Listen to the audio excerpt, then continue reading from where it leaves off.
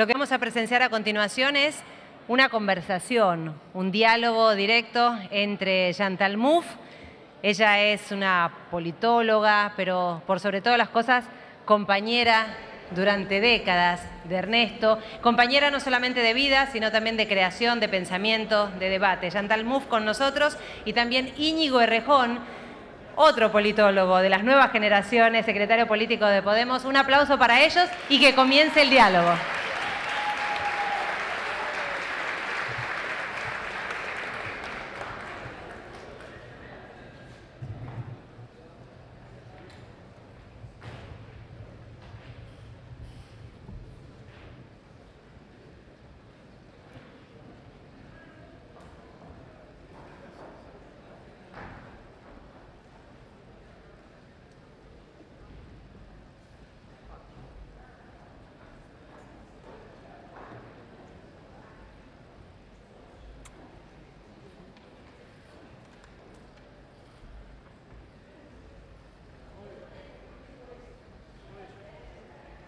En Buenos Aires y poder... Ay, pero qué cosa tan rara. Me estoy oyendo. Y poder seguir la conversación que empezamos en Madrid, en realidad en el mes de febrero, y que resultó en un libro que les quiero mostrar, pero no lo pueden conseguir en Argentina. Es simplemente para darles ganas de tenerlo, pero no, yo no sé cuánto tiempo va a pasar para que llegue, pero bueno, construir pueblo, hegemonía y radicalización de la democracia. ¿No? Es una conversación que tuvimos en Madrid en el mes de febrero.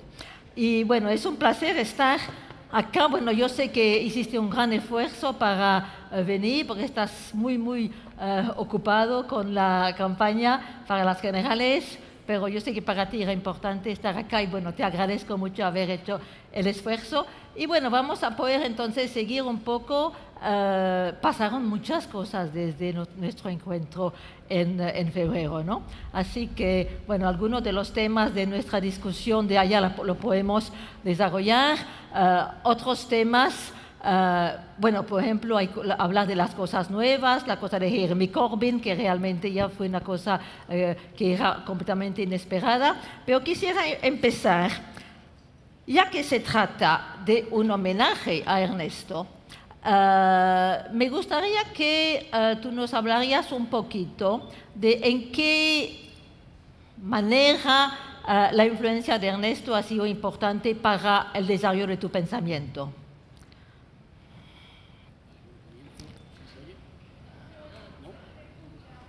¿No se oye? Ahora, ¿verdad? Vale, que no está encendido.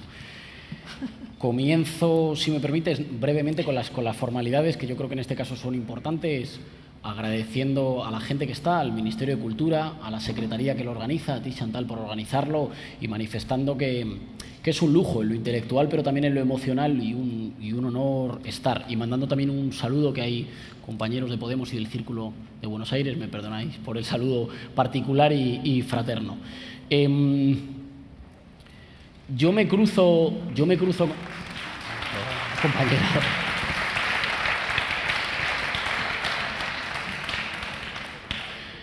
Yo me cruzo con... Me resulta difícil distinguir cuando me cruzo con el pensamiento de Ernesto y tuyo y con las experiencias políticas latinoamericanas, porque son dos elementos que se me cruzan en una biografía corta, política e intelectual. Conozco los procesos de cambio político en América Latina y me generan sobre todo insatisfacción con respecto a las categorías con las que yo me aproximo, la forma de pensar el Estado, y empiezo a sospechar que necesitamos categorías que nos permitan pensarlo como un campo inestable de fuerzas, en las que hay fuerzas que se sedimentan durante un tiempo pero que luego se mueven, los prejuicios sobre los liderazgos y su capacidad democratizadora, el entendimiento de la importancia de lo nacional y de la posibilidad de construcción de lo nacional en un sentido favorable a las mayorías sociales, o fundamentalmente una comprensión de la política que la entiende no como el lugar de las certezas, sino como un lugar viscoso y fluido, en el que, digamos, ahí se ha dicho varias veces en la conversación en estos días en el foro, esa construcción permanente de sentidos que nunca llegan a estar anclados. Con esas incertidumbres en la cabeza o con esas insatisfacciones de una buena parte de la teoría crítica y del arsenal de categorías, fundamentalmente de la izquierda europea, con el que yo llego a conocer los procesos de cambio político y los procesos nacional-populares en América Latina, fundamentalmente eso lo que me genera es hambre. Y recuerdo que estaba volviendo en el año, no me acuerdo qué año, 2008 yo creo, estaba volviendo de Bolivia, pasé por Buenos Aires y cayó por casualidad en mis manos La razón populista. Yo ya había leído Hegemonía y estrategia socialista, pero la había leído desde el otro lado. La había leído, digamos, desde la matriz del marxismo, pero entendiendo que el marxismo era una escuela curiosa, que lo mejor que producía lo producía en el límite. Digamos que los mejores marxistas eran los herejes dentro del marxismo y que por tanto era una escuela paradójica. Y cuando me cruzo con La razón populista, esto me empieza a sedimentar una forma diferente de abordar los problemas que yo creo, de una forma diferente de mirar la política, fundamentalmente como esa actividad en la que las identificaciones y los sentidos no están dados, sino que son el resultado de una pugna entre explicaciones de lo que sucede que construyen diferentes repartos de poder y de posiciones. Y por tanto que no estamos mirando un mundo de compartimentos cerrados, sino de fluidos. Pero entonces eso no lo habías todavía entendido porque eso ya está en Hegemonía y estrategia socialista. Y tú me dijiste que en realidad lo que te lo hizo leer en un curso Javier Francés, sí. Y que hasta esa época me había dicho tú eras más bien atraído por la cosa del operaísmo y Negri, y que la lectura de Hegemonía socialista te hizo cambiar, ¿no? Así que ya... pero en lo teórico, pero volviendo de América Latina... no refiere a problemáticas del pasado ni a cuestiones de categorías, refiere a procesos políticos que se tocan, claro, con problemáticas reales y en la que las grandes palabras, digamos, masas, poder, Estado, democracia, soberanía, no son conceptos para llenarse la boca, sino que describen cosas que están sucediendo. Así que de repente me parece una mirada extraordinariamente lúcida para comprender qué está pasando en los procesos de cambio en América Latina y ese será el cambio. Cuando en España la crisis del régimen de 1978 y la explosión de un descontento culturalmente huérfano, que luego se expresará en el 15 de mayo y en las movilizaciones de los indignados, un descontento fragmentado, difuso y sin referentes culturales, creo que a buena parte de la izquierda española la condena no a pensar o a verlo con nostalgia y desconfianza. Aquí está el manual, aquí están las masas, peor para las masas porque no van por donde dice el manual, o en el autonomismo como una celebración. Ya hemos ganado, hay una explosión de las particularidades, ya vamos ganando. Y la posibilidad de ver una oportunidad o una situación populista, que lo hacemos también con un tono provocador, utilizando categorías que hemos probado o que hemos tocado en los procesos latinoamericanos, trayéndolas a ver si sirven para leer un poco lo que está pasando en España, para no leerlo con nostalgia ni con bloqueo, sino para imaginar que hay una posible... que se puede patear el tablero, que se pueden repartir las posiciones, que hay una posibilidad de una construcción popular por fuera y contra un sistema que había degenerado en un sistema muy elitista.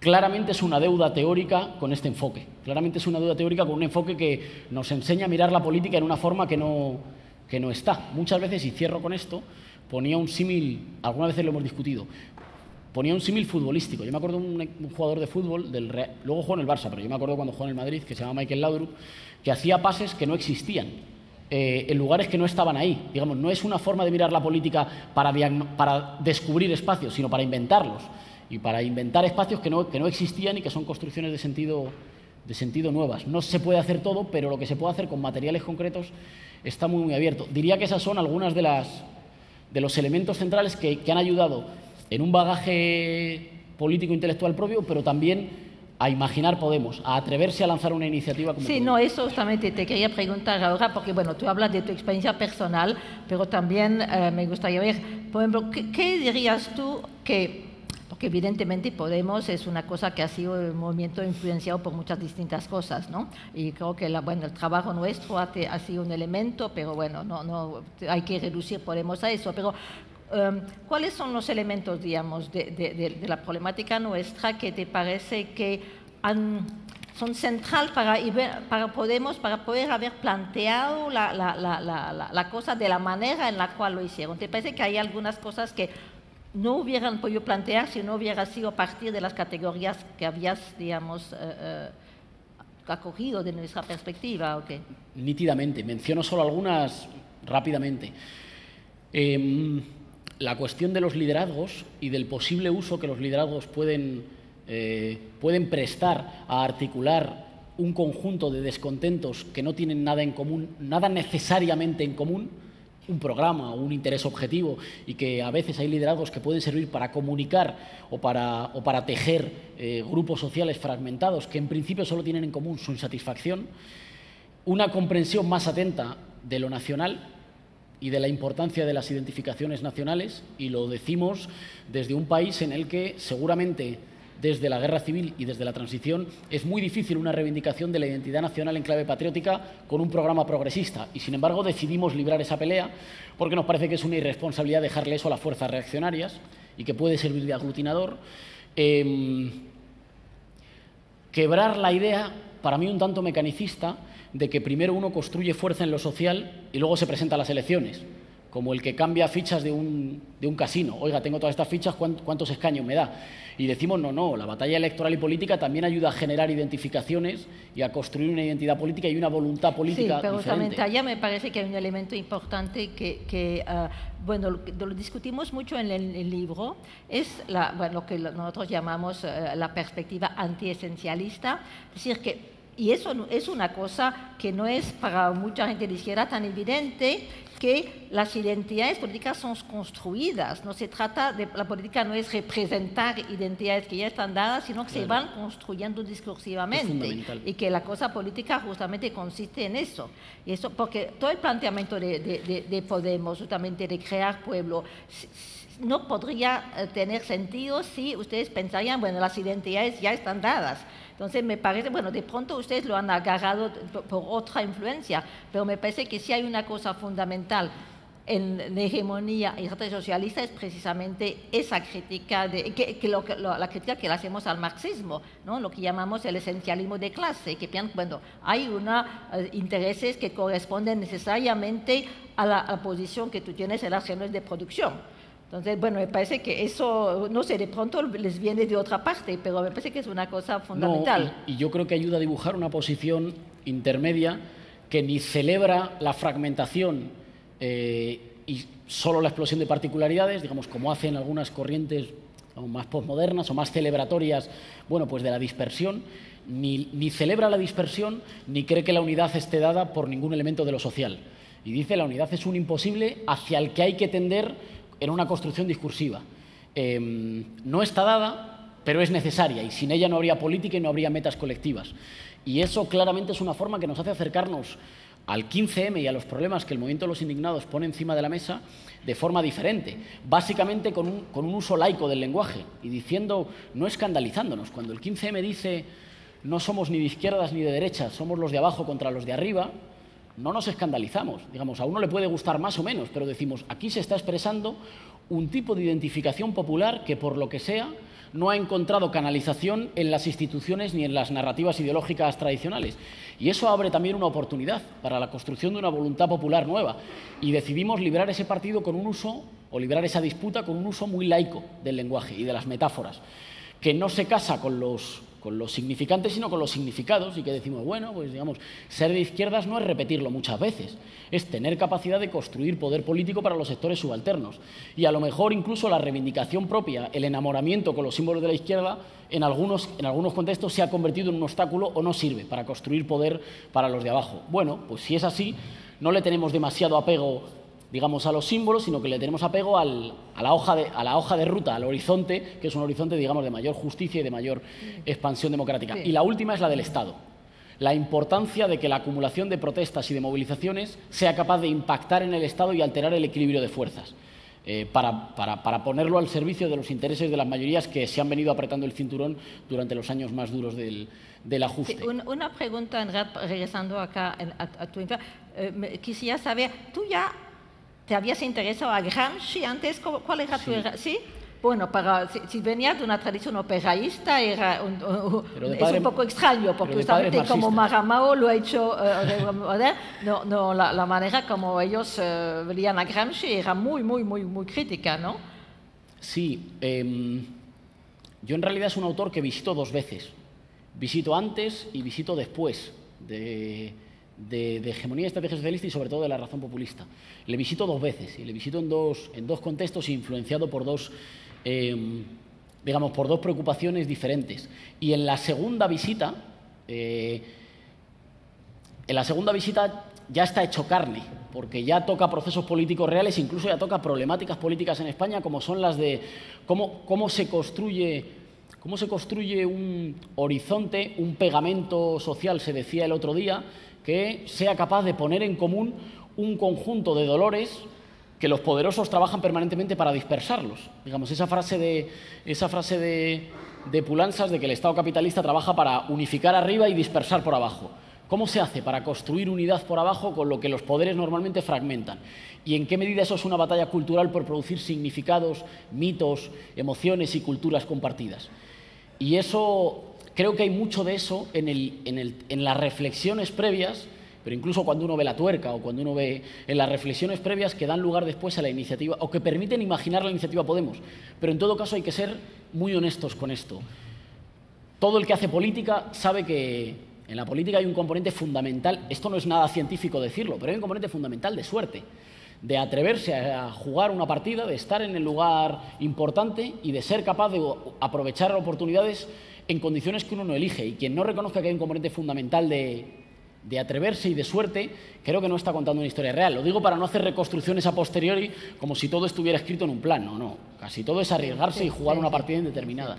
Bueno, en realidad todos esos elementos es precisamente lo que discutimos en el libro, así que me parece que no vale la pena ir más en ese lado, porque ustedes, si están interesados, pueden tratar de conseguirlo. Me parece más interesante de alguna manera tratar de discutir, bueno, algunos eventos que han pasado desde nuestro encuentro en febrero, particularmente, digamos, bueno, la cuestión de Grecia, porque todavía había muchas esperanzas en el momento en el cual nos encontramos respecto a la posibilidad de Grecia de luchar contra el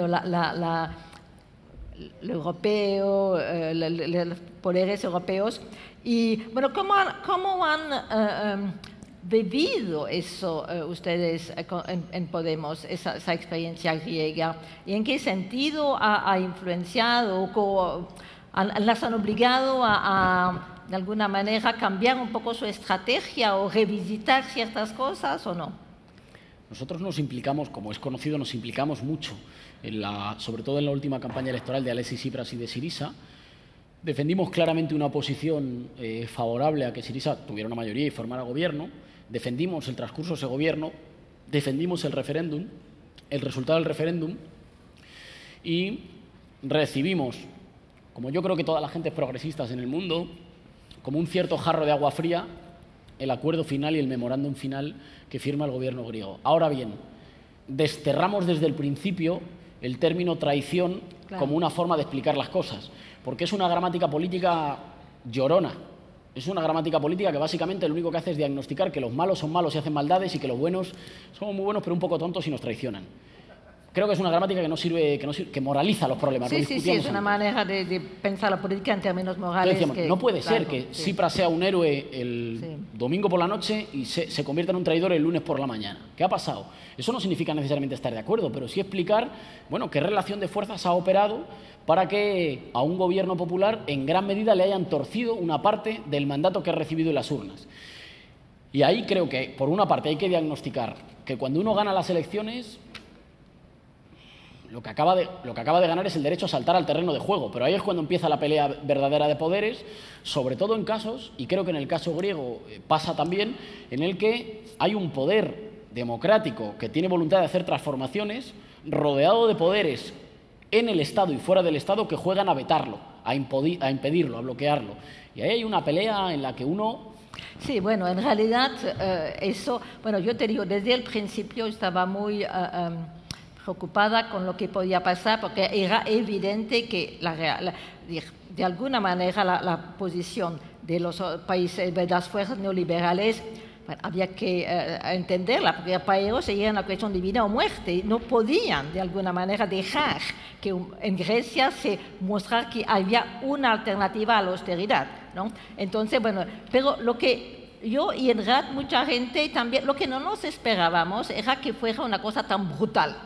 Porque realmente la manera como, bueno, hicieron realmente un coup, se habló bastante de un coup, ¿no? Eso fue. Golpe de Estado, sí. Y realmente eso me parece que, bueno, de alguna manera, bueno, pobres griegos, pero fue importante porque eso reveló mucho de la naturaleza de la Unión Europea, ¿no? Y politizó mucho el debate. Me parece, yo lo veo ese momento de lo que pasó en Grecia como el retorno de lo político. Allá uno se vio realmente cuenta que allá no es una cosa que tiene que ver con la economía, no, simplemente es un antagonismo y que hay que repensar la política precisamente a partir del reconocimiento de los antagonismos. Lo que pasa, totalmente de acuerdo, pero yo creo que yo destacaría 3 elementos. Uno, que los gobiernos que son más duros y más crueles contra Grecia son los gobiernos del sur de Europa que han aplicado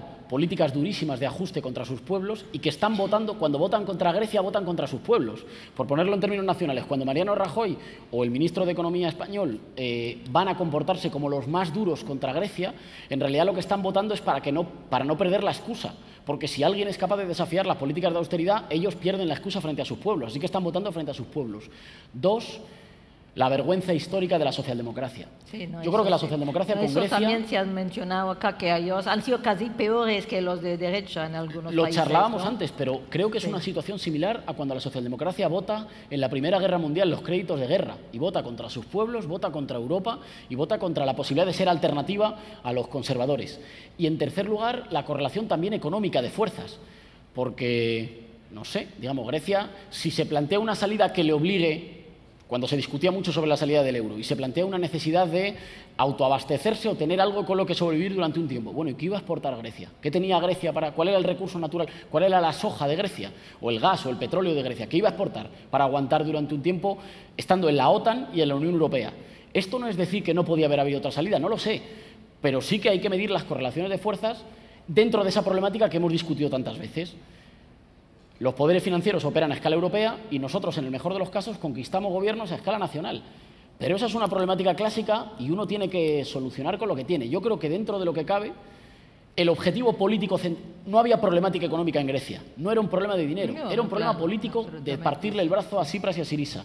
Creo que eso no se ha logrado del todo, ha vuelto a ganar Syriza. Creo que ha habido medidas como la persecución del fraude, como la defensa de que no corten la calefacción a quienes no pueden pagarla, o como la defensa frente a los desahucios, que el gobierno ha conseguido salvar dentro de un programa muy duro, y creo que ha podido ganar tiempo. ¿Para qué? Para una batalla europea que creo que va a ser más larga. Y ahí tú lo mencionabas, y creo que sobre eso tú tienes más trabajo hecho, más información.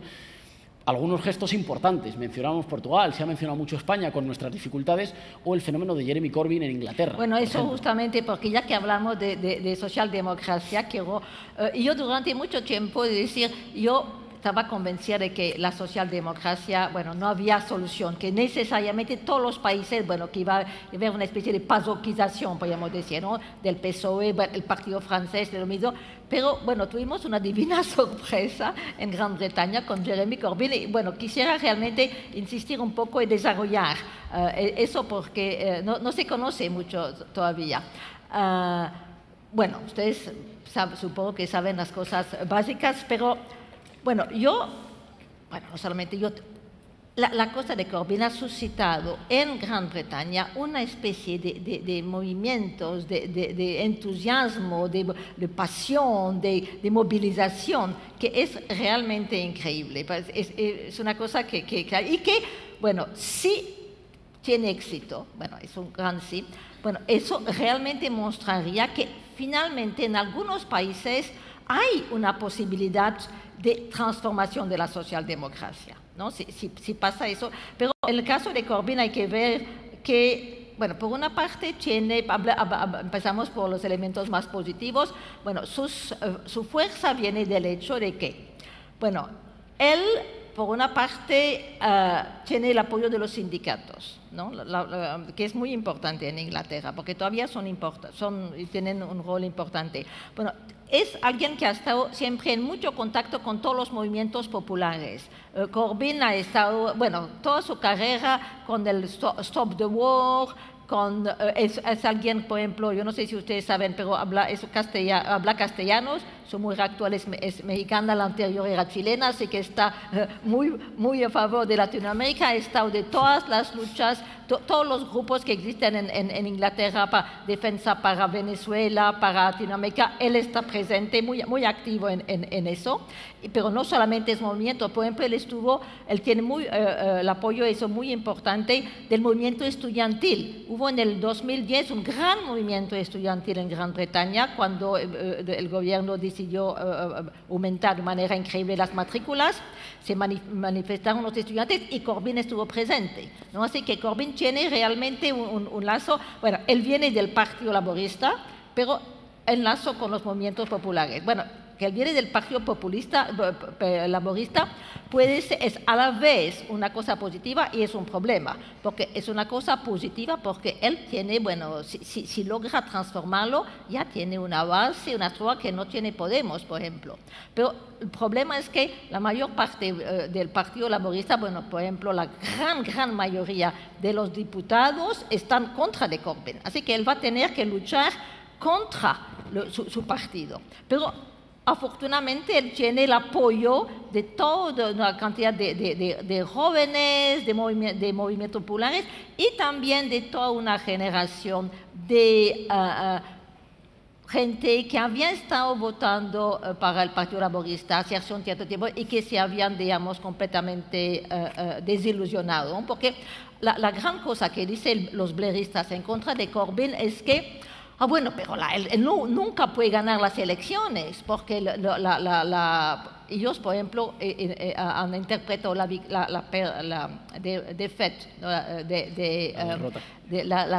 derrota. Sí, del Partido Laborista, porque Miliband había ido demasiado a la izquierda. Entonces, que había que, al contrario, volverse para la derecha. Así que se pueden imaginar cómo es la situación allá. Pero, evidentemente, es cierto de que simplemente si van a votar la gente que votó, porque Cameron consiguió mayoría absoluta a partir de 25% del electorado, ¿no? Hay una enorme abstención en Gran Bretaña. Abstención en parte porque hay gente que simplemente veía qué diferencia hay entre los conservadores y el Labour, entonces toda esa gente puede ser movilizada. Y eso es la gran tarea para Corbyn, de ver cómo él va a poder justamente, es una lucha hegemónica que va a ser un terreno, digamos, de un laboratorio, ¿no? de la cosa de la lucha hegemónica, de crear justamente un pueblo, de ver cómo él va a poder federar todas esas demandas, esas luchas que son muy heterogéneas para crear una voluntad colectiva, crear un pueblo. El problema que tiene también Corbyn, y eso es una cosa que, bueno, tienen de alguna manera otros movimientos del mismo índole, es que al interior, bueno, son muy heterogéneos. Bueno, ustedes en Podemos tienen un poco ese problema también, parecido, pero no exactamente lo mismo, porque Corbyn tiene, por una parte, de la gente que lo apoya, hay gente que quisiera realmente volver al viejo modelo laborista, ¿no? Que es poco la izquierda de Tony Benn, que era una izquierda, lo que Blair hablaba de Old Labour, el viejo Labour. Bueno, que el viejo Labour de alguna manera era mucho más progresista que el blairismo, pero no se trata evidentemente de regresar a la socialdemocracia antes, ¿no? Eso entonces es un peligro. El otro peligro es su extrema izquierda, porque hay muchos trotskistas que se han metido ahora en el movimiento de Corbyn. Entonces, los peligros que él tiene es, por una parte, un grupo que quiere realmente hacer una cosa socialdemócrata tradicional, y los trotskistas que quieren más bien, bueno, todavía están pensando en la revolución socialista y que entonces van a empujar Corbyn en esa dirección. Entonces, va a ser difícil. Él parece que no, él no se identifica con ninguno de esos grupos. Y yo en realidad se ha hablado hasta hoy particularmente mucho de populismo de izquierda. Bueno, yo creo que lo que sería realmente formidable es que él pueda desarrollar una línea de populismo de izquierda. Yo creo que están justamente los elementos allá, en la medida en la cual tiene todos esos lazos con los nuevos movimientos, con las luchas de distintos. La idea del populismo de izquierda, para mí, yo la veo como algo que tiene que ver con una articulación partido-movimiento, ¿no? Y en ese sentido, Corbyn tendría el partido y el movimiento. Entonces, eso es la línea que me parece que sería importante, por la cual hay que tratar de luchar. En un sentido, yo le decía a Inigo a mediodía, lo ideal sería que Corbyn se transforme en un Thatcher de izquierda. No, pero lo digo muy en serio, porque realmente uno tiene que... Yo estaba pensando últimamente, nosotros tendremos, y ustedes en realidad podemos también, hay que revisitar toda la estrategia de Thatcher, porque Thatcher hizo una ofensiva hegemónica. Ella logró completamente crear una nueva frontera, transformar los tipos del discurso, y habría que volver a leer, por ejemplo, los análisis de Stuart Hall. Él fue el primero en desarrollar la idea de que era un populismo autoritario, el caso de Thatcher. Pero ella logró, si ustedes se recuerdan, cuando llegó Thatcher al final de los años 70, todavía estaba la hegemonía socialdemócrata en Gran Bretaña. Y ella realmente logró romper con eso. Crear una nueva frontera.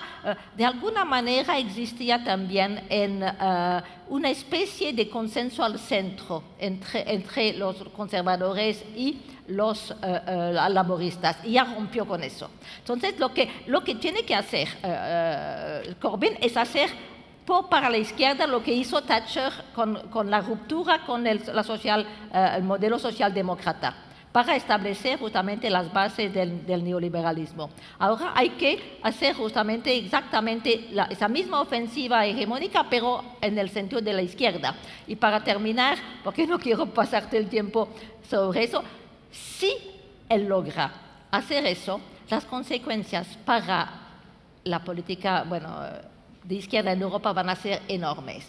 Porque en realidad, piénsenlo bien, el Partido Laborista siempre ha tenido una enorme influencia para la izquierda europea.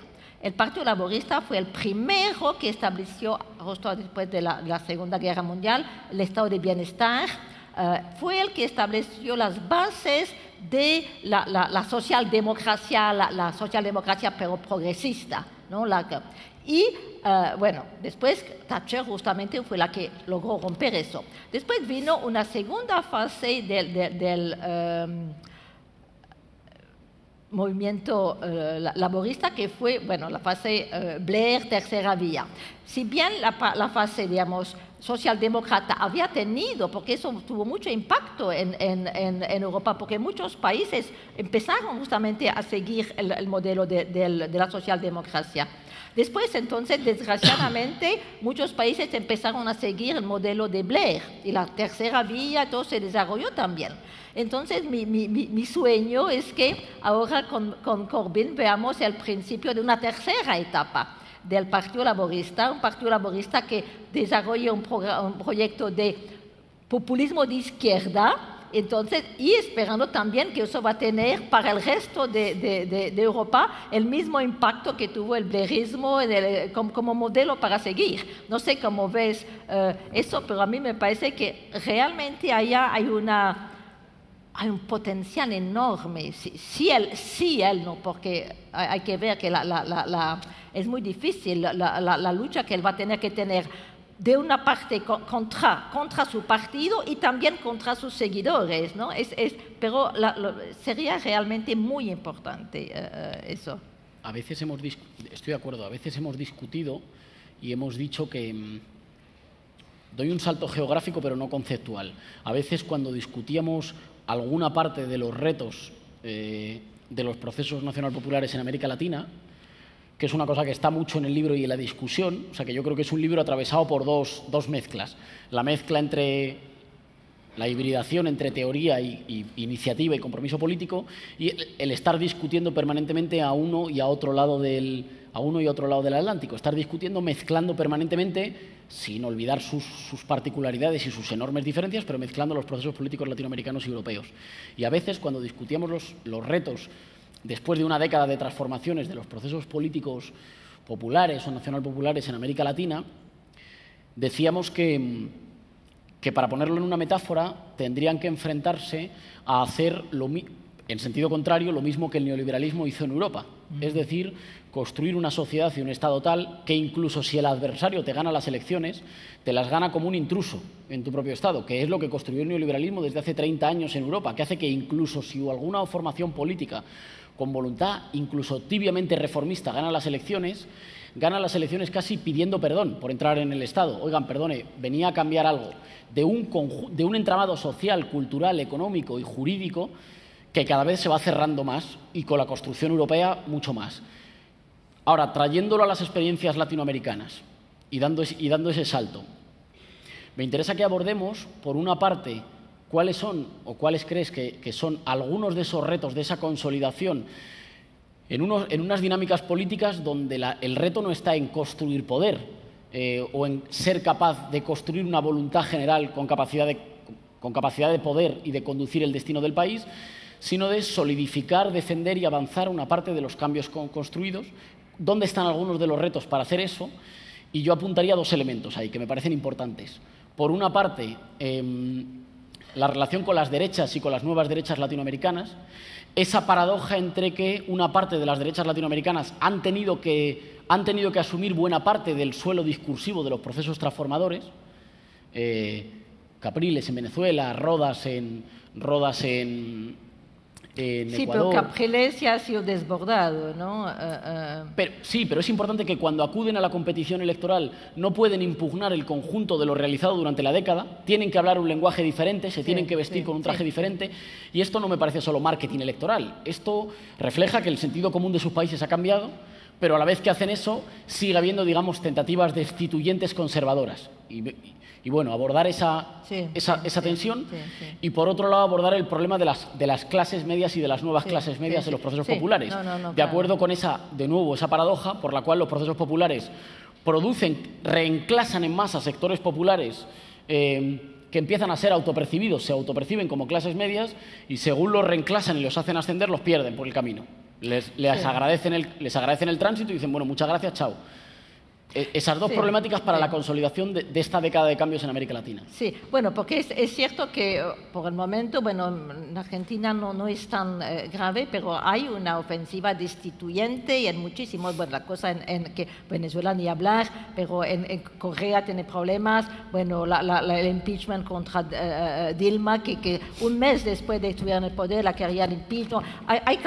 Uno tiene la impresión que la derecha ya se dio cuenta que no iban a ganar por las elecciones, ¿no? Y que entonces están tratando de hacer, bueno, golpes blandos o como lo quieras llamar, pero porque evidentemente en Brasil está claro, uno lo ve también un poco con Corea, y es cierto, como tú decías, tanto el caso de Brasil como el de Ecuador, hay unas clases medias que en realidad han llegado a ser clases medias gracias a los gobiernos nacionales populares, ¿no? que los han sacado de la pobreza, les han permitido entrar al consumo y ahora entonces están siendo hegemonizadas por la derecha. Una de las interpretaciones, pero a mí no me convence esa interpretación, porque yo la encuentro un poco esencialista, es ya, bueno, pero las clases, una vez que llegan a ser clases medias, entonces ya sus intereses son distintos y ya entonces ya se ponen en contra, pero lo ven como una especie de círculo vicioso, ¿no? Que entonces tú vas a sacar a clases medias de la pobreza, pero y después se vuelven en contra tuyo. Bueno, yo no creo que las clases medias sean por naturaleza digamos, no progresistas. A mí lo que me parece, y lo veo claro, por lo menos en el caso bueno, el caso de Brasil lo veo muy claro. Me parece que es un poco lo mismo en Ecuador. Yo diría que allá lo que ha pasado es que es una falla de hegemonía, que en realidad esos gobiernos nacionales populares han tenido unas políticas que han sido muy buenas, muy redistributivas, pero que no han transformado realmente, bueno, no hubo lo que Gramsci llama una reforma intelectual y moral, no han creado nuevas formas de subjetividad. El caso de Brasil, por ejemplo, eso lo he discutido con muchos brasileños, dicen, bueno, Lula sí, él evidentemente hizo cosas muy buenas, sacó mucha gente de la pobreza, pero los transformó en consumidores, no hubo realmente un desarrollo de prácticas ciudadanas de hacerle. Entonces, bueno, evidentemente esa gente, bueno, encontró consumidor cuando vienen momentos difíciles en la cual ya, bueno, entonces se revelan, si no ha habido un trabajo de transformación de las subjetividades. Entonces, yo creo que las clases medias necesariamente, porque si no, bueno, es muy grave, ¿no? Si sacas la gente de la pobreza, entonces después la gente se vuelve contra tuyo. Así que eso me parece que muestra que no han ido por lo menos suficientemente en el desarrollo entonces eso permite evidentemente que cuando hay porque yo creo que hay toda una estrategia destituyente. En el caso de Brasil, por ejemplo, me parece que es claro de que hay fuerzas que están tratando de romper el UNASUR y el Mercosur y sacar, digamos, a Brasil del grupo de los países progresistas en América del Sur para establecer entonces ya contactos con los Estados Unidos. Allá hay intereses muy fuertes para justamente romper, ¿no?, la unión que hay, por ejemplo, entre Brasil y Argentina. Entonces, allá es un punto nodal realmente. Si logran hacer eso en Brasil, sería catastrófico, ¿no?, porque realmente ya Mercosur en Brasil pero ellos pueden hacerlo porque justamente pueden lograr el apoyo popular para esas cosas porque realmente el PT y Lula no han hecho ese trabajo de transformación de las subjetividades. Estoy de acuerdo, pero hay dos autocríticas, y digo autocríticas en la medida en que son procesos que desde hace mucho tiempo vivo y muchos de nosotros vivimos también un poco como propios. Una de ellas es que creo que hace falta una distinción intelectual y política más clara entre oposición y golpismo. Sí, Esto claro. es, sí. Hace falta que los gobiernos nacionales populares construyan regímenes en los que quepa un pluralismo que no sea golpista. No vaya a ser que una sobreactuación con todas las críticas, digamos, expulse a mucha gente a la oposición y la expulse a posiciones más golpistas o más gorilas. Y eso creo que significa ser capaz de... O sea, no todo pueden ser golpes de cuarta generación. Digamos, que haya una campaña en Twitter o que haya un trending topic contra el gobierno, no es golpismo blando. Vamos, nosotros lo hacemos en Europa y lo reivindicamos como, digamos, tratamos de debilitar políticamente y pacíficamente a nuestros gobiernos, porque creemos que son gobiernos injustos y que actúan contra los intereses de las mayorías.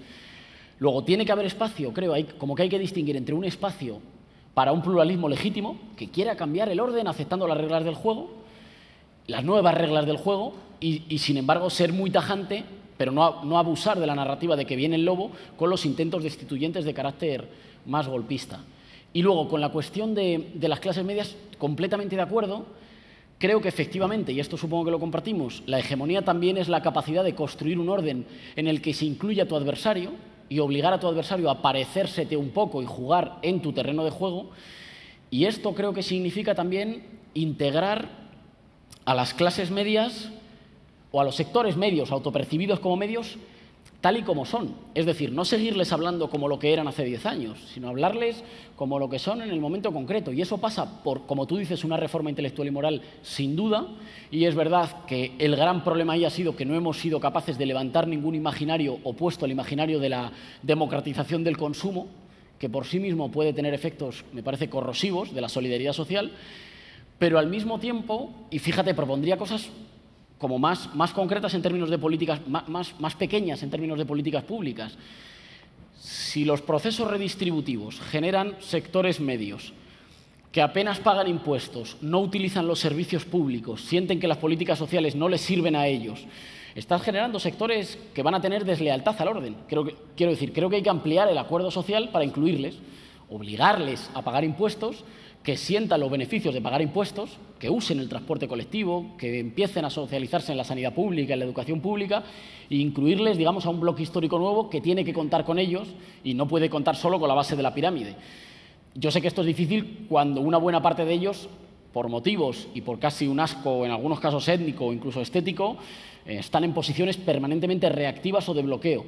Pero creo que haría falta integrarles por lo que son hoy, no por lo que son antes, integrarles, digamos, a un nuevo acuerdo social y a un nuevo bloque histórico. Y a lo mejor empezando por un pacto social que tenga que ver con que pagan todos sus impuestos y a cambio sienten que las políticas redistributivas no solo son para los de abajo, sino que para ellos tienen sentido porque les proveen de, no sé, de servicios públicos. Me parece que por ahí hay un camino quizá para integrar a una parte de los sectores que han cambiado, y que hayan cambiado es un logro de los procesos porque han sido los que le han cambiado la vida a mucha gente, y para evitar esa escalera mecánica de que te dan las gracias por el viaje, pero te abandonan por el trayecto.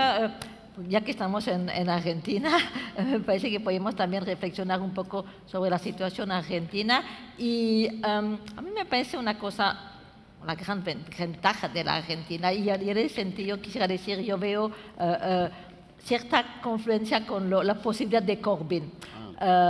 Bueno, si uno compara, por ejemplo, la situación en Argentina con la situación de Corea, con la situación de Líbano, lo que pasa es que el kirchnerismo, es decir, hay toda una tradición detrás del kirchnerismo, que es el peronismo, ¿no? Entonces, no es una cosa como Corea que viene y que entonces establece un orden. Néstor y Cristina han logrado resignificar el peronismo, resignificarlo de una manera de izquierda, ¿no? De un populismo de izquierda, pero a partir de algo, toda una tradición que existía. Entonces, tiene raíces profundas en Argentina. No es una cosa artificial que viene, ¿no? Yo creo que ustedes en ese sentido tienen una gran ventaja de tener toda esa tradición peronista. Además que justamente ya, a la diferencia de otros países latinoamericanos, había habido a través de Perón una primera integración de las clases populares. No hay toda una tradición fuerte, y entonces eso me parece que se explica porque finalmente acá en Argentina, bueno, me parece evidente a mí que sí hubiera podido representarse Cristina, cosa que tanto Ernesto como yo estuvimos defendiendo la rey, pero así en todas las entrevistas y todas que nos hicieron, pero bueno, porque no hay ninguna razón para que el fetichismo de hacer dos, ¿no? Bueno, pero si hubiera podido representarse, Cristina hubiera ganado en primera vuelta, así que eso muestra...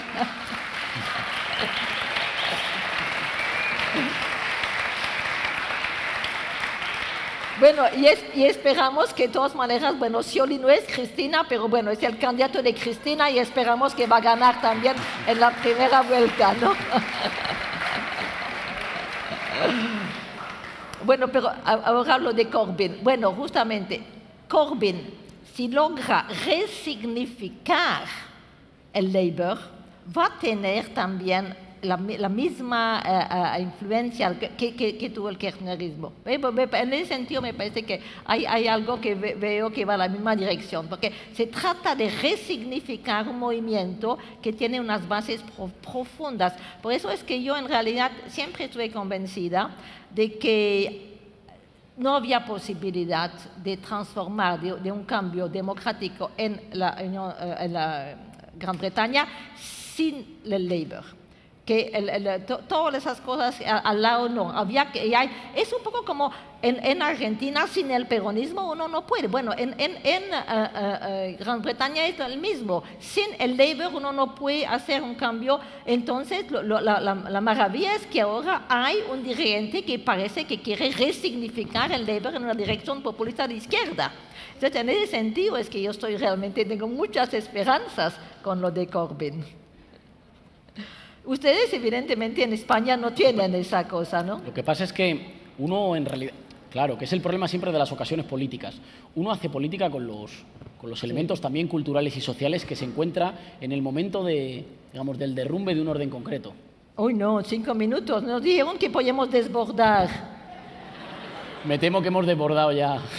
Bueno, hagamos una votación democrática. ¿Ustedes están dispuestos a quedarse más de 5 minutos acá o no? Que levanten la mano los que dicen que sí. Bueno, me parece, a ver, me parece que podemos desbordar. Bueno, vamos a tratar. No, porque teníamos muchos temas que debemos discutir. No, decía con bueno, eso una cosa para conectarlo. ¿Cómo? Sí. Para conectarlo. Sí. Que decía que, o sea, uno de los problemas, y seguramente es una de las diferencias también que se encuentran en los procesos políticos o en las posibilidades políticas, en las situaciones populistas abiertas en Europa, es la ausencia de todo ese arsenal de memoria, de símbolos y de identidad popular sedimentada que yo creo que el neoliberalismo fue capaz de sembrar sal en la tierra, es decir, de sembrar la dispersión, la desarticulación, la ruptura de las memorias populares, de las tradiciones, de los hitos, digamos, de los trazos de alguna cultura comunitaria. Eso significa que en muchos casos hay que construir sobre ruinas culturales. Y teniendo en cuenta que los grandes acervos de identidad popular vienen de las oleadas de movilización, pero que en muchos de nuestros casos estamos construyendo en el momento del reflujo de la movilización popular. Y en todo caso construyendo, digamos, con los elementos, como cuando sube la marea y lleva algunas cosas a la playa y deja rastros de madera, de telas, bueno, pues construyendo con lo que dejó la pequeñita marea de movilización popular de los años del ciclo de luchas contra la austeridad y contra las políticas de ajuste, pero en un terreno mucho más yermo y mucho menos fértil por la ausencia de referentes, digamos, de identidades populares, que estoy de acuerdo, por ejemplo, con el caso argentino, y habría otros casos, el caso boliviano también es un ejemplo, que ni siquiera las políticas, digamos, más terroristas de disciplinamiento desde el Estado son capaces de borrar un lazo social e identitario que es ambivalente, pero que siempre está ahí y que está disponible para prácticas emancipadoras.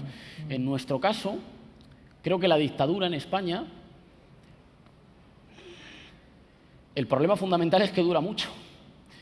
Es decir, no es solo la capacidad terrorista de la dictadura, que en ese sentido pues seguramente es difícil rivalizar con la última dictadura militar en Argentina, sino que dura mucho y que en la medida en que dura 40 años construye una sociedad.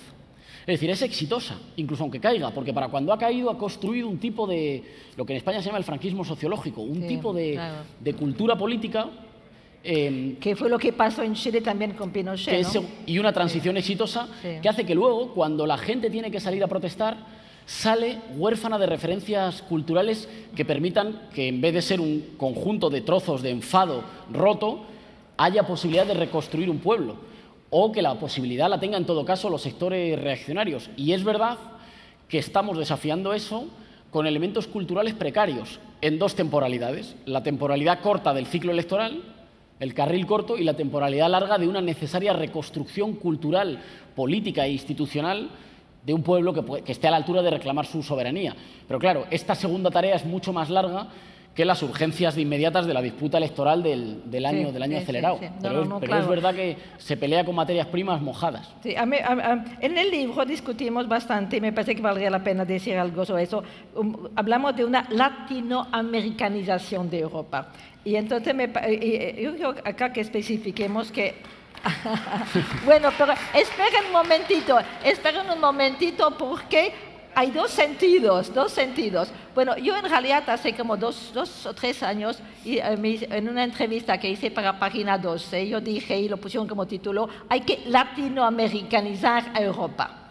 Bueno, yo lo que en ese momento mi idea era que nosotros en Europa tenemos que tomar a Latinoamérica como un modelo de justamente desafiar el neoliberalismo, de crear, bueno, nos parecía, pero en el libro en realidad nosotros, y tú fuiste el que introdujiste eso, pero estoy de acuerdo contigo, la idea de latinoamericación de Europa en otro sentido, en el sentido negativo, es decir, nosotros nos estamos en Europa empezando a parecer a lo que era Latinoamérica antes, ¿no?, de esos gobiernos. porque son sociedades, las europeas, que están volviendo mucho más oligárquicas, ¿no? Realmente y eso ha dado lugar es un tema que también discutimos en el libro. Hay en Europa lo que llamamos una situación populista, pero situación populista en el sentido de que realmente hay una fractura cada vez más grande entre un pequeño grupo de súper ricos y una pauperización de las clases medias, un desarrollo del precariato, es decir, unas condiciones que, bueno, evidentemente no era exactamente lo mismo en Latinoamérica, pero sociedades muy polarizadas, ¿no? Entonces, en ese sentido, decíamos, ¿no, Íñigo, de que se está empezando a desarrollar eso en Europa también. Con un compañero en broma lo resumíamos diciendo: o nos latinoamericanizamos nosotros o nos latinoamericanizan ellos.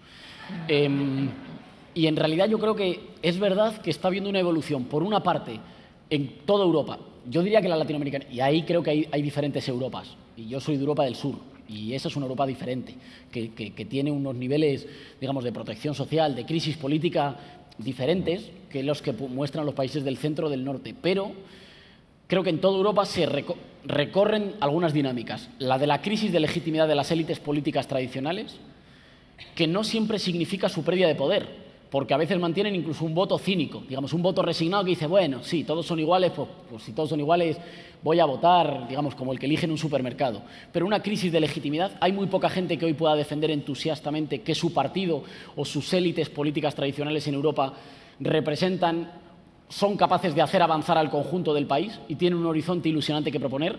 Incluso los más fervientes admiradores de algunos de los partidos tradicionales casi seguro lo son porque les da un poquito más de asco el partido de al lado. Pero digamos que hay una crisis de ilusión y de imaginación política, creo, claramente, y una expansión del cinismo en Europa.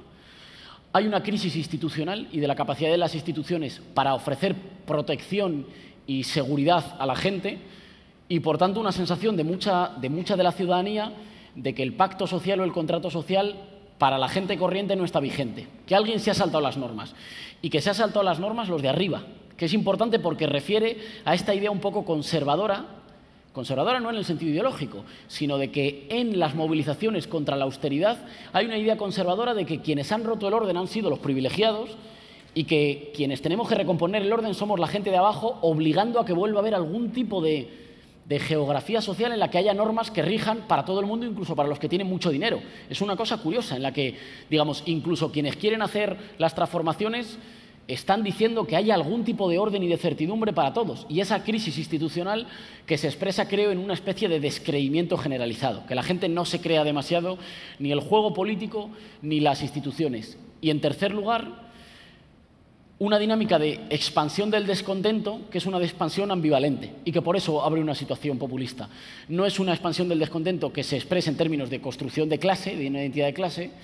No se expresa en términos claramente, digamos, de una ideología que ofrezca una meta cerrada y segura, sino que es, diría, una especie de run-run o de rumor creciente, de hostilidad creciente hacia las élites, de enfado creciente de la ciudadanía con respecto a los partidos políticos tradicionales y una parte de los privilegiados, pero que puede ir en un sentido ideológico muy diverso. Sí, claro, digamos, sí, puede ir en un sentido ideológico como el nuestro, pero puede ir en un sentido ideológico como el Frente Nacional, puede ir en un sentido como el de Syriza, pero puede ir en un sentido como el de Amanecer Dorado.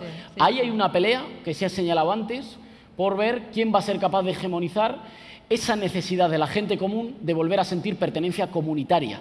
Y yo diría también pertenencia nacional, que sería un error histórico dejárselo a las fuerzas reaccionarias.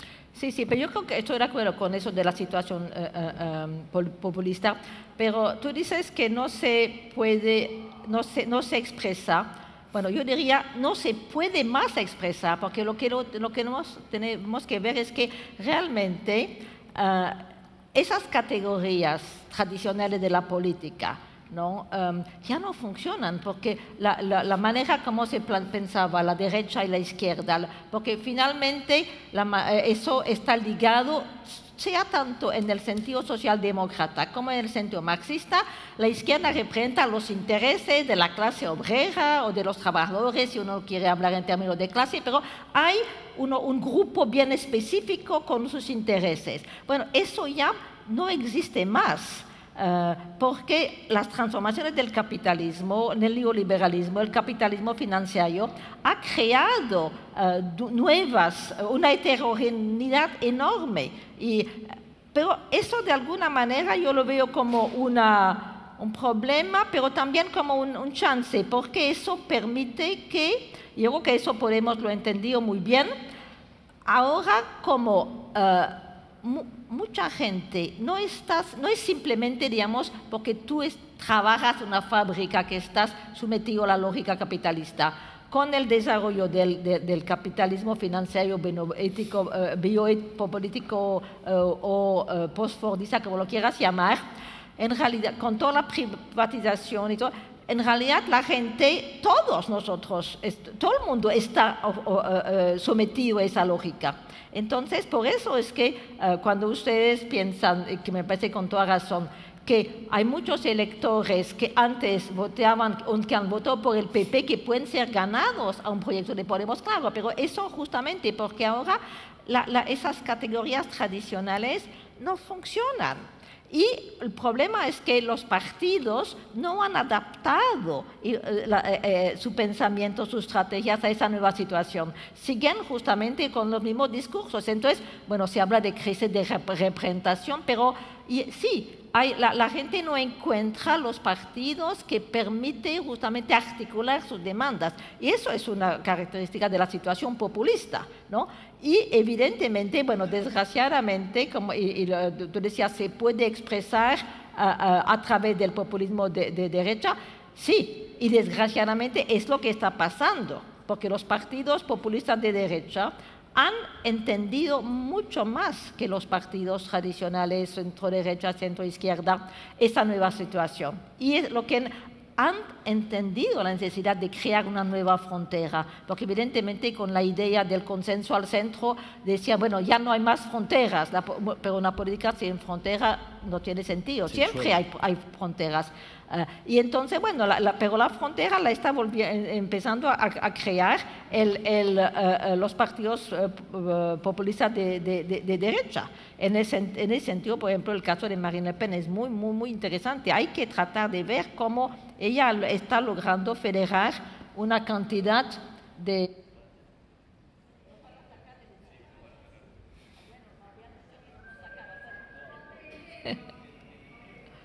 Terminamos, entonces, terminamos mi argumento. Y sí, bueno, entonces de alguna manera, te quiero decir, sí, vamos a ver si estamos de acuerdo para terminar sobre ese punto. Bueno, hay una situación populista en Europa, una cantidad de nuevas demandas, una heterogeneidad que hay que lograr federar en un pueblo. Bueno, yo prefiero tal vez el término de voluntad colectiva, ¿no? Podemos llamar pueblo. Y bueno, pero ¿quién va a lograr hacer eso? Hasta ahora parece que los que están lanzando a entender eso son los populistas de derecha. Y entonces, por eso es que yo sé que ustedes me dicen que en España no se puede hablar. Para mí la solución es desarrollar un populismo de izquierda. Y yo estoy convencida de que la única manera de luchar contra el populismo de derecha es desarrollando un populismo de izquierda, es decir, yendo justamente construyendo otro pueblo, no un pueblo como Marine Le Pen que excluye a los inmigrantes, pero un pueblo que incluye a los inmigrantes y para los cuales el enemigo son las grandes fuerzas del capitalismo financiero. Y bueno, eso es, me parece, la manera como hay que establecer la frontera. Entonces, es porque realmente las condiciones han cambiado, requieren otro nuevo tipo de política, ¿ves? Y bueno, yo sé que es un punto en el cual no estamos demasiado de acuerdo en el libro, ¿no? Pero hay un punto que sí, para cerrar, vamos, yo creo que hay una buena noticia, de resultados ambivalentes, pero hay una buena noticia, que es que la política está de vuelta en Europa, hay una vuelta de la intensidad política en Europa, que hay una vuelta de los afectos y de la pasión política en Europa, y hay una vuelta de la oportunidad de discutir muchas cosas y de generar identificaciones diversas. Creo que esa es una partida que hay que jugar, que no se juega tanto en una discusión canónica, ideológica o programática sobre qué puntos, sino que se juega más en esa capacidad de proponer mitos, horizontes y pasiones que sean capaces de federar a una buena parte de las gentes sencillas que creen que viven en un orden cada vez más injusto y que están hartas y que les gustaría vivir en un orden un poco más hecho a la medida de sus necesidades y no de las necesidades de la minoría privilegiada. Creo que esa es una partida que hay que dar, que es una partida de largo alcance, que tiene batallas decisivas ya estos días, cada semana, en muchos países de Europa, pero que es una partida que puede marcar el futuro de Europa en esa encrucijada, de si es una Europa en la que los poderes oligárquicos secuestran cada vez más la soberanía popular o es una Europa en la que somos capaces de generar un orden en el que la gente común tenga menos miedo al día a día. Pero felizmente la partida está abierta. Y digamos que hay frente a una Europa, yo creo, cínica, que pensó que se había acabado el tiempo de la historia y que ya había hecho su historia y que se había cerrado, hay una intensidad política de vuelta y hay condiciones para librar esa batalla, de nuevo una batalla hegemónica, para ser capaces de proponer un mito y un horizonte que seduzca más y que nos acompañe en un empuje hacia tener sociedades más justas. Estoy de acuerdo, pero entonces simplemente parece que a mí me parece que esa cosa que puede federar todas esas demandas es la idea de la primera radicalización de la democracia, pero radicalización de la democracia que se da hoy día, porque ya era en realidad lo que nosotros proponíamos hace 30 años en hegemonía y estrategia socialista, ¿no? Y me parece que sigue siendo la tarea fundamental, salvo que las condiciones son mucho más difíciles ahora, porque hace 30 años estábamos todavía bajo una hegemonía socialdemócrata. En realidad nosotros decíamos hay que radicalizar esas demandas. Hay que extender libertad de igualdad. Mientras tanto, hubo todo el episodio que estamos todavía viviendo del neoliberalismo, donde había un retroceso enorme. Entonces, hay que primero recuperar la democracia. Pero evidentemente no recuperar la democracia para volver simplemente al modelo anterior. Hay que recuperar y radicalizar. No recuperando, radicalizando. Eso me parece que es la cosa que puede servir como elemento federativo de todas esas luchas heterogéneas que son características de la situación populista. Pero hay un dato, yo creo, positivo. Para no cerrar de forma pesimista, hay un dato positivo. Hoy un programa percibido por la mayoría de la población como de sentido común es un programa rupturista en la medida en que es inasumible por las élites europeas atadas al mandato y al dictado financiero en Europa. Ha sido tan brutal la ofensiva oligárquica en Europa, ha ido tan lejos, que defender cosas que ya están instaladas en una buena parte del sentido común de nuestros pueblos son cosas al mismo tiempo con potencial mayoritario y rupturistas, en la medida en que son inasumibles por los de arriba. Ahí me parece que hay una frontera tendencial con la que se puede aislar a los de arriba y construir pueblo con los de abajo. Sí, de acuerdo. Y además, acá, último punto, finalmente tenemos que ver que, y eso Thatcher lo entendió muy bien, ella pudo justamente poner en cuestión la hegemonía socialdemócrata porque había fallas, había problemas. Por ejemplo, todos esos logros del National Health Service, la gente no lo veía como algo que les pertenecía porque era puesto en práctica de manera tan burocrática que ellos se sentían oprimidos por el Estado que en realidad les estaba. Y Thatcher fue muy inteligente. Ella justamente empezó a hacer un discurso de yo les voy a dar la libertad, y el Estado fue demonizado, fue resignificado como una cosa opresiva, lo publicó todo, y entonces lo privado fue presentado como la solución a la libertad. Bueno, ahora estamos a través de la crisis del neoliberalismo viendo que también se está empezando a tener grietas en ese modelo. Entonces, lo que hay que hacer es ver cómo podemos justamente apoyarnos sobre esas cosas para permitir un cambio por eso de nuevo hacer lo mismo de Thatcher, pero en el sentido a la inversa, ¿no? Efectivamente. Y si os parece...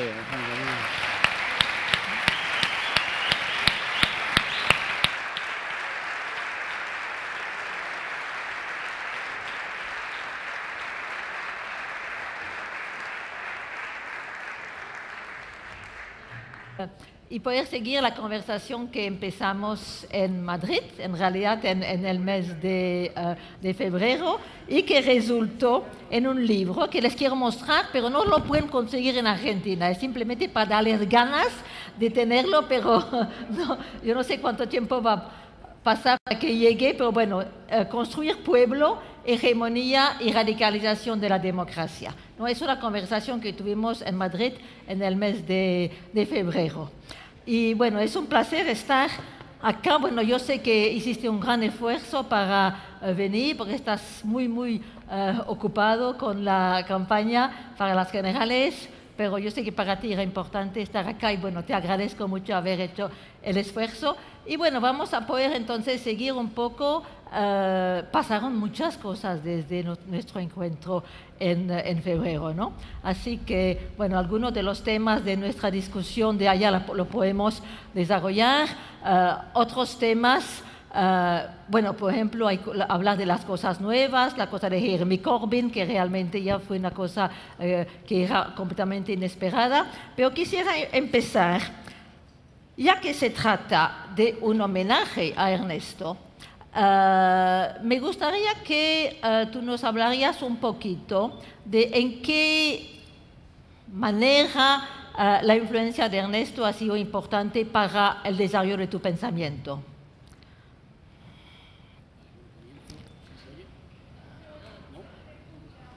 ¿No se oye? Ahora, ¿verdad? Vale, que no está encendido. Comienzo, si me permites, brevemente con las formalidades que yo creo que en este caso son importantes, agradeciendo a la gente que está, al Ministerio de Cultura, a la Secretaría que lo organiza, a ti, Chantal, por organizarlo y manifestando que es un lujo en lo intelectual, pero también en lo emocional y un honor estar. Y mandando también un saludo, que hay compañeros de Podemos y del Círculo de Buenos Aires, me perdonáis por el saludo particular y fraterno. Yo me cruzo compañero.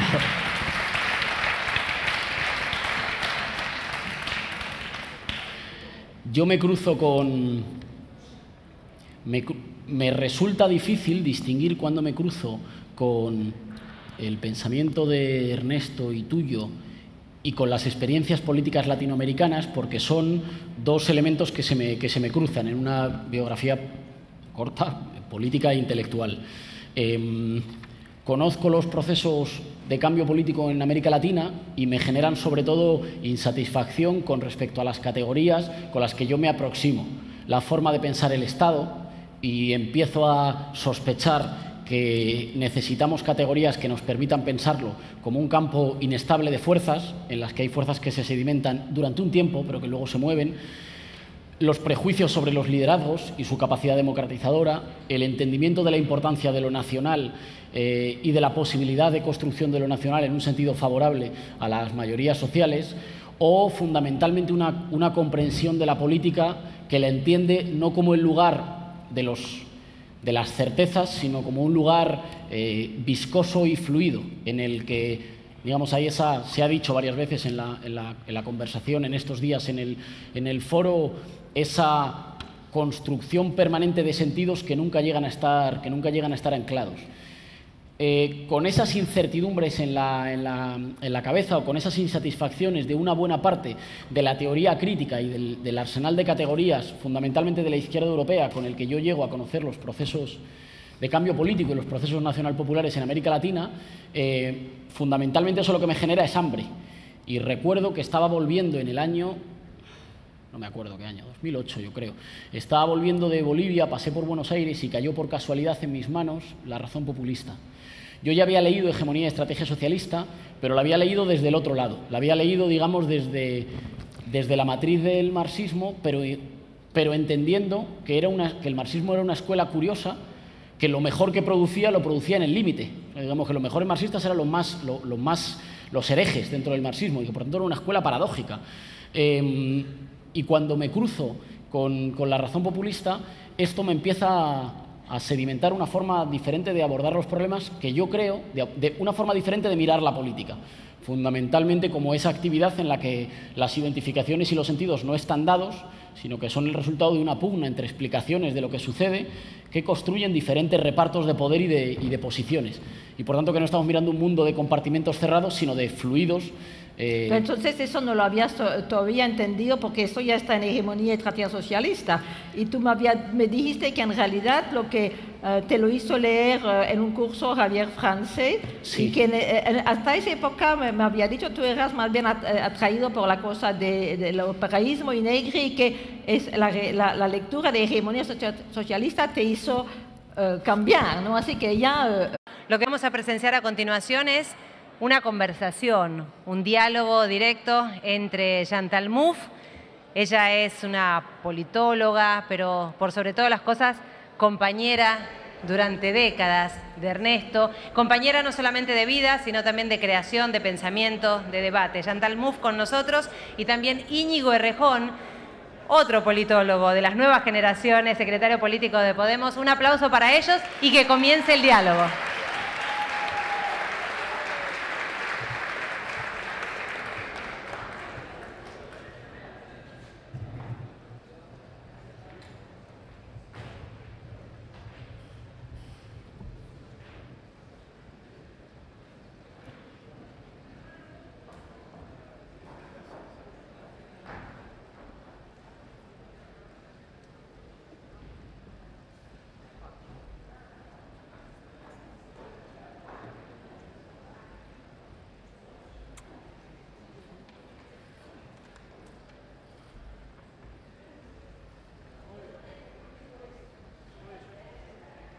En Buenos Aires y poder... Ay, pero qué cosa tan rara. Me estoy oyendo.